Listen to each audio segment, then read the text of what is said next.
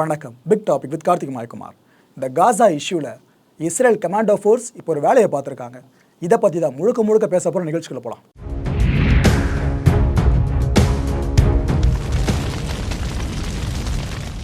Israel படம் இது வரைக்கும் காசாக்குள்ளே போயிட்டு பண்ணதெல்லாம் வேறங்க. ஆனால் இப்போ பண்ணியிருக்காங்க பாருங்க ஒரு சம்பவம். உலக நாடுகள் மத்தியில் மிகப்பெரிய அளவுக்கு மொசாட்டை பற்றியும் இஸ்ரேல் இராணுவத்தை பற்றியும் புகழ்ந்து பேச இந்த சம்பவம் காரணமாக அமைஞ்சிருக்கு. என்ன இருக்குன்னா, இந்த மொசாட் ஒரு உளவு தகவலை எப்படியோ பெற்றுட்ருக்காங்க. அந்த தகவலை அப்படியே இஸ்ரேல் கமாண்டோ ஃபோர்ஸ் இருக்குல்ல, அவங்களுக்கு ஃபார்வர்ட் பண்ணியிருக்காங்க. அது என்ன தகவல்னா, எந்த இடத்துல ஹமாஸ் அமைப்பினர் பணைய கைதிகளை பிடிச்சு வச்சுருக்காங்க, அதில் எத்தனை பேர் இருக்காங்க உட்பட இவ்வளோ தகவல்களை திரட்டியிருக்காங்க இந்த உளவு அமைப்பு. இந்த தகவல் கிடைச்ச அடுத்த செகண்டு இந்த இஸ்ரேல் கமாண்டோ ஃபோர்ஸ் அதிரடியாக உள்ள நுழையுது.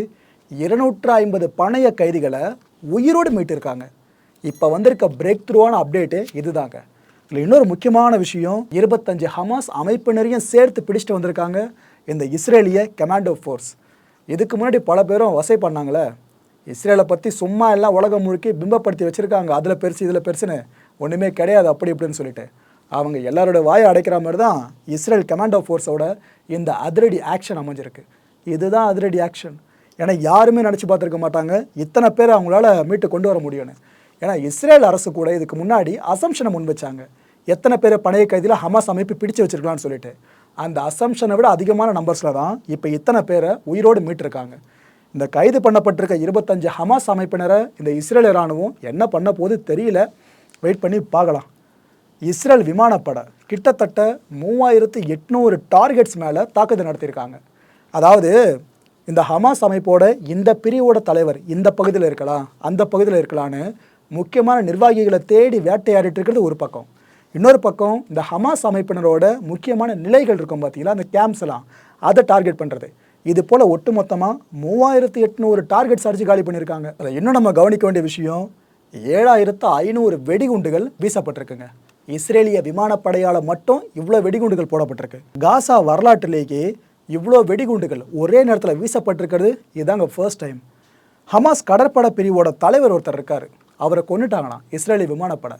இவ்வளோ அட்டாக் நடந்துச்சு சொன்ன பார்த்தீங்களா, இதில் அவங்களோட பிரைமரி டார்கெட்டு இந்த நபர் தான். அப்பேற்பட்ட நபரை தூக்கியிருக்காங்களாம். இதெல்லாம் ஒரு பக்கம் நடந்துக்கிட்டு இருக்கு. இன்னொரு பக்கம் பார்த்தீங்கன்னா, இஸ்ரேலிய இராணுவம் சில வீடியோஸை வெளியிட்டுக்கிட்டு இருக்காங்க. அதில் முழுக்க இந்த ஹமாஸ் அமைப்பினரை அழிக்க வல்ல ஆயுதங்கள் இருக்குல்ல, இந்த வெடிகுண்டுகளாக இருக்கட்டும், மிசைல்ஸாக இருக்கட்டும், இது எல்லாத்தையும் அசம்பிள் பண்ணுறது, அதை ஃபுல்லாக ப்ரிப்பேர் பண்ணுறதுன்னு இந்த வேலைகள் எல்லாத்தையும் காட்சிகளாக பதிவு பண்ணியிருக்காங்க. இதை பார்க்குற நமக்கே கதி கலங்குது. இதை ஹமாஸ் அமைப்பினர் பார்க்குறாங்க அப்படின்னா அவங்களுக்கு ஒன்று ட்ரிகர் ஆகும், எங்களுக்கு எதிராக வரீங்களா, நாங்கள் என்ன பண்ணுறோம் பாருன்னு அவங்க பதிலடி தாக்குதலை இன்னும் பெருசாக முன்னெடுக்க வாய்ப்பு இருக்குது. அப்படி இல்லைனா இவ்வளோ ஆயுதங்கள் இருப்பை பார்த்து அவங்க பின்வாங்கணும். இது ரெண்டுத்தில் ஒன்று தான் நடக்கும், வெயிட் பண்ணி பார்க்கலாம்.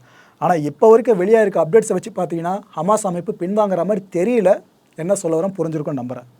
காசாவில் இஸ்ரேல் ரத்த ஆற ஓட வச்சுக்கிட்டு இருக்கு. அங்கே இருக்க அப்பாவி மக்கள் என்ன பண்ணாங்க, அவங்கள எதுக்காக கொண்டுக்கிட்டு இருக்கீங்கன்னு யார் சொல்லியிருக்கா தெரியுமா? வடகொரிய அதிபர் கிம் ஜாங் உன் அவர்கள். அவரோட என்ட்ரி இது வரைக்கும் இந்த விஷயத்தில் இல்லைன்னு பார்த்தா அவரை வாய் திறந்த விஷயத்தில் பேச ஆரம்பிச்சிட்டாருங்க. இந்த ஸ்டேட்மெண்ட் வடகொரியா அது வெளியாயிடுச்சா, இட் மீன்ஸ் இஸ்ரேலுக்கு எதிரான நிலைப்பாட்டை வடகொரியா எடுத்திருக்குன்னு தெளிவாயிடுச்சா ஒரு விஷயம். இதுக்கு மத்தியில் யூஎஸில் இருக்க ஊடகங்களை என்ன பண்ணிட்டாங்க, வடகொரிய ஆயுதங்களால் தான் இந்த ஹமாஸ் அமைப்பினர் தாக்குறாங்க, ஹமாஸ் அமைப்புக்கு வடகொரியா தான் வெப்பன்ஸை சப்ளை பண்ணுதுன்னு சில ஃபோட்டோஸ், வீடியோஸ், அப்புறம் சில எவிடன்ஸ்னு சொல்லிட்டு அமெரிக்காவில் இருக்க முக்கியமான செய்தி சேவை நிறுவனங்களை செய்திகளை பிரசுரிக்க ஆரம்பிச்சிட்டாங்க. இந்த விஷயம் அப்படியே உலகம் முழுக்க தகன்னு எரியவே வடகொரியாவுக்கும் இந்த விஷயம் போயிருக்கு. அவங்க ரியாக்ட் பண்ணியிருக்காங்க. வடகொரியா இப்போ என்ன சொல்லியிருக்குன்னா, அது கடைந்தெடுத்த பொய்யான செய்தின்றாங்க. அமெரிக்கா எங்கள் நாட்டு மேலே இருக்க வன்மம் காரணமாக எங்கேயோ நடக்கிற ஒரு பிரச்சனை இல்லை, எங்களை அவங்க சம்மந்தப்படுத்தி பேசுகிறாங்க, இதுக்கு ஆதாரம் இருந்தால் காட்ட சொல்லுங்கள், பொது வெளியில் வெளியிட சொல்லுங்கள், அதை விட்டு பழி போடுற வேலையை அமெரிக்கா இந்த விவகாரத்திலும் பண்ண வேணான்னு வடகொரியா ஒரு போல்டான ஸ்டேட்மெண்ட் இஷ்யூ பண்ணியிருக்கு. வடகொரியா என்னென்ன சொல்லிச்சுன்னு பார்த்தோம். இப்போ அடுத்தபடியாக ஈரான் இந்த செகண்ட் வரைக்கும் ஸ்மூத்தாக தான் ஹேண்டில் பண்ணிட்டு இருக்காங்க இந்த விஷயத்தை. ஏன்னா ஹமாஸ் அமைப்புக்கு ஈரான் முழுமையான ஆதரவு தெரிவிக்கிறதாகவும், அந்த இஸ்ரேலில் நடந்த தாக்குதலுக்கு ஈரானை எதனா உதவி பண்ணியிருந்துச்சு அப்படின்னாலும் அந்த விஷயம் உறுதியாச்சுன்னா உலக நாடுகள் அப்படியே ஈரானுக்கு எதிராக மாற ஆரம்பிச்சிடும். அது ஈரானுக்கு தான் பெரிய தலைவலியை கொடுக்கும். அதனால தான் ஈரான் எவ்வளோ மெதுவாக இந்த விஷயத்தை ஹேண்டில் பண்ண முடியுமோ பண்ணிக்கிட்டு இருக்காங்க. அப்பேற்பட்ட ஈரான் இப்போ என்ன சொல்லியிருக்கு, காசாவில் நிலைமை ரொம்ப மோசமாக போயிட்டுருக்கு, இதே நிலை மட்டும் அங்கே நீடிச்சுது அப்படின்னா போர்ன்ற ஒரு விஷயம் சார்ந்து எல்லா பக்கமும் இந்த விவகாரம் விரிவடைய வாய்ப்பு இருக்கிறதா சொல்கிறாங்க. புரியலையாங்க? 3ஆம் உலகப் போர் இருக்குல்ல, அது 3 இடம் பார்த்துக்குங்க. அப்புறம் ஈரான் பொறுப்பில்ன்ற மாதிரி தான் அவங்களோட ஸ்டேட்மெண்ட் அமைஞ்சிருக்கு. இந்த உலகம் இதுக்கு முன்னாடி 2 உலகப் போர்களை பார்த்துருக்கு. அந்த தாக்கத்திலேருந்து மீண்டு வர முடியல. அதுவும் அணுகுண்டுகள் செகண்ட் வேர்ல்டு வாரோட முடிகிற டைமில் தான் ஃபுல்லாக பிரயோகிக்கப்பட்டிருந்தது. அப்போ பெருசாக பல நாடுகள் கிட்ட கையிருப்பு இல்லை. பட் இப்போ கிட்டத்தட்ட எல்லா நாடுகள்கிட்டயும் கையிருப்பில் இருக்குது. இந்த டைமில் ஒரு உலகப் போர்லாம் வெடிச்சதுன்னா மனுஷகுலம் தாங்காதுங்க, பூமியை தாங்காது. இந்த காசாவில் சிவிலியன்ஸ்லாம் எந்த அளவுக்கு கஷ்டப்பட்டுட்டு இருக்காங்க அப்படின்னு நாம் பல புகைப்படங்களையும் வீடியோக்கள்லையும் தொடர்ந்து பார்த்துக்கிட்டு இருக்கோம். அதில் ஒரு வீடியோ பார்த்தவங்க ஒரு மாதிரி நாங்களே உடஞ்சிட்டோம். குழந்தைங்க என்னடா பண்ணுச்சு அப்படின்ற மாதிரி தான் ஆயிடுச்சு. ஒரு அப்பாங்க, அந்த அப்பா என்ன பண்ணுறாரு, அந்த குழந்தைக்கு ஒரு 5-6 வயசு தான் இருக்கும், ஒரு பெண் குழந்தை. அந்த குழந்தை 2 காதுகளையும் பொத்திக்கிட்டான். இப்போ சுற்றி எங்கே பார்த்தாலும் பிளாஸ்ட் சவுண்டாக இருக்குது, மிசைல்ஸ் வந்து விழுந்துகிட்டே இருக்குது, எங்கே பார்த்தாலும் அந்த சத்தம் கேட்டுக்கிட்டே இருக்குல்ல. இதில் பயந்து போன அந்த குழந்தை 2 காதுகளையும் பொத்திக்கிட்டான். அந்த குழந்தைய அந்த அப்பா 2 கைகளையும் தூக்கிக்கிட்டு கார்களில் போய் ஏறுறது என்ன, பக்கத்தில் எதனா வாகனங்கள் இருக்காதா குழந்தைய பத்திரமா கூட்டிகிட்டு போகணுன்னு தேடுறது என்ன, இது அப்படியே ரத்தமும் சதியமாக வீடியோ காட்சியாக பதிவு பண்ணியிருக்காங்க. அது இப்போ வெளியே வந்து பார்த்தோம், அங்கே இருக்கிற பெற்றோர் மனநிலை இருக்குல்ல, அதுதான் எங்கள் நினைவுக்கு வந்துச்சு. ஏன்னா அவங்க உயிர் போனாலும் பரவாயில்லன்ட்டு அவங்களோட குழந்தைங்களை காக்கிறதுக்கு போராடிக்கிட்டு இருக்காங்க. இந்த அப்பாவோட காட்சின்றது ஒன்று தான், ஒரு உதாரணம். இது மாதிரி பல பேரண்ட்ஸ் அங்கே தவிச்சுக்கிட்டு இருக்காங்க காசாவில். பிரச்சனை இஸ்ரேலுக்கும் இந்த ஹமாஸ் அமைப்புக்கும், ஆனால் இடையில சிக்கி தவிக்கிறது இந்த பிஞ்சுகள் அப்பாவி பொதுமக்கள் தான்.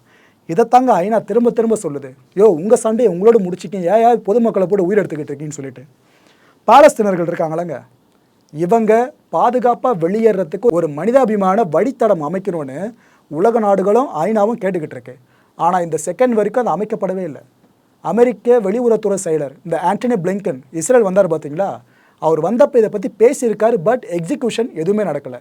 பேச்சுவார்த்தை லெவலில் மட்டும்தான் இருக்குது, செயலக்கமாக எதுவுமே மாறலை. இந்த நேரத்தில் எகிப்துக்கு அங்கே இருக்க பாலஸ்தீன மக்கள் போகிறது ஈஸி, ஓகேவா? ஆனால் எகிப்து கவர்மெண்ட்டே அந்த மக்கள் உள்ளே வரதை விரும்பலை.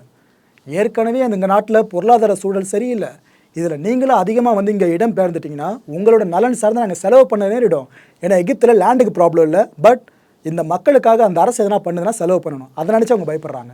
இந்த பாலஸ்தீன மக்கள் எகிப்துக்குள்ளே வர்றது அவங்க நாட்டுக்கு பொருளாதார சுமையாக மாறிடும்னு அந்த கவர்மெண்ட் இது வரைக்கும் எதுவுமே ஆக்ஷன் எடுத்த மாதிரி தெரிலங்க. ஏற்கனவே இஸ்ரேல் என்ன பண்ணிட்டாங்க, இந்த காசாவிலிருந்து மக்கள் வெளியேறுங்க அப்படின்னு சொல்லிட்டு அதுக்கப்புறமா இஸ்ரேலுடனான எல்லை இருக்குல்ல, அதை க்ளோஸ் பண்ணி விட்டாங்க. இந்த பிரச்சனை இப்படி பெருசாக போயிட்டு இருக்கிறதுனால தான் மனிதாபிமான வழித்தடம் வேணும்னு உலக நாடுகள் கேட்டுக்கிட்டு இருக்கு.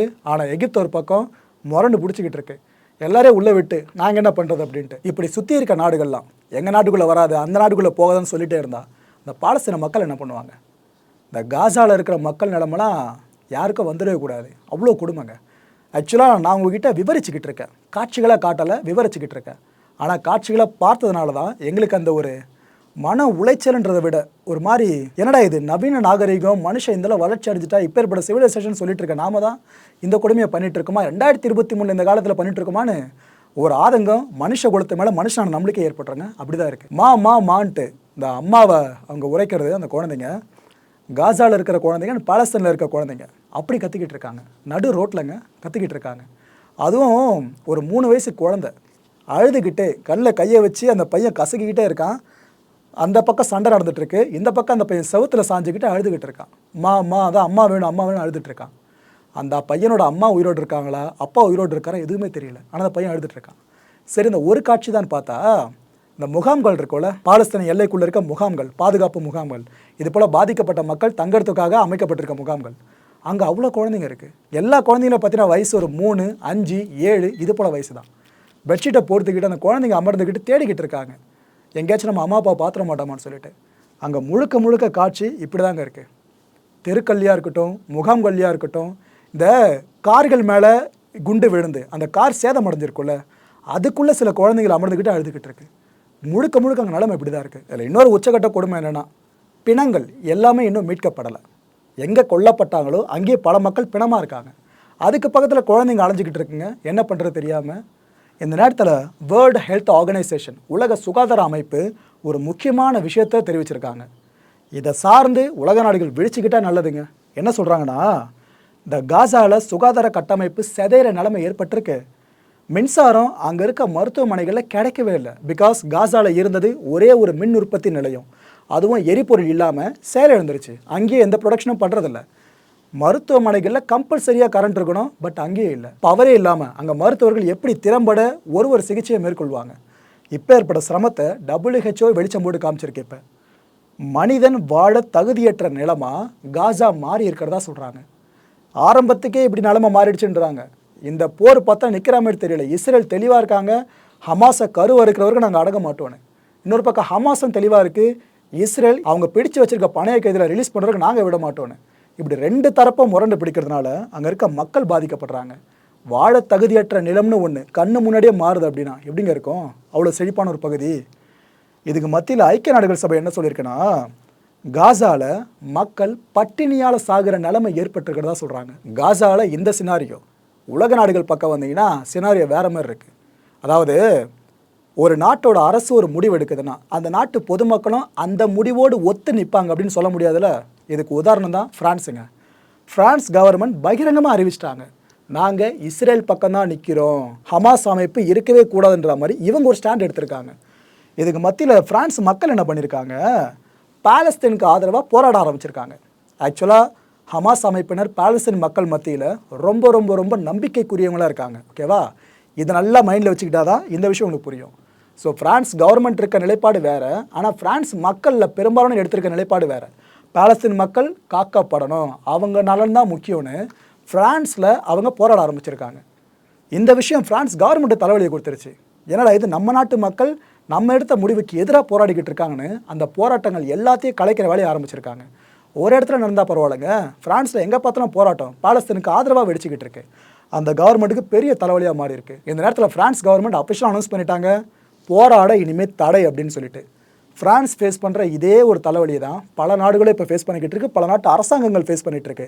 கவர்மெண்ட் எடுக்கிற முடிவு ஒன்று, மக்கள் சார்ந்து இருக்க முடிவு வேறு. இந்த யுக்ரைன் வெர்சஸ் ரஷ்யா கான்ஃப்ளிக்ட் அப்போ எந்த அளவுக்கு உலகளாவிய பொருளாதாரம் ஸ்தம்பிதம் அடைஞ்சது நம்ம பார்த்துருந்தோம்.